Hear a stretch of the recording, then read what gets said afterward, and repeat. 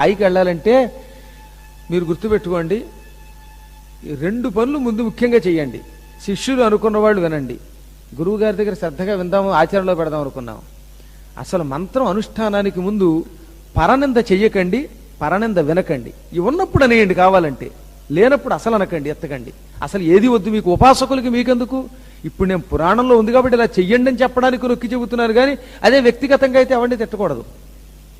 పరనింద చెయ్యరాదు, పరనింద వినరాదు. నువ్వు చెయ్యకపోయినా పర్వాలా, వింటే ఎక్కువ పాపంట.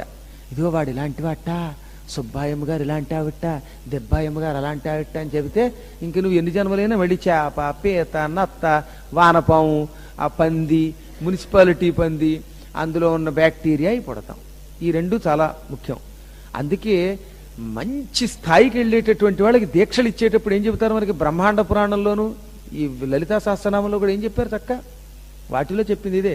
నువ్వు జపం చేసి గొప్పవాడు అవ్వాలంటే ముందు ఎట్టి పరిస్థితుల్లో శఠులు మూఢులతో మూర్ఖులతో స్నేహం చేయకు. మూర్ఖులతో స్నేహం చేస్తే ఏమవుతుంది, అంతసేపు వాళ్ళు లేనిపోయిన చెప్తారు అనమాట. ఆచెంపోచెం కబుర్లు సరదా అనమాట వాళ్ళకి.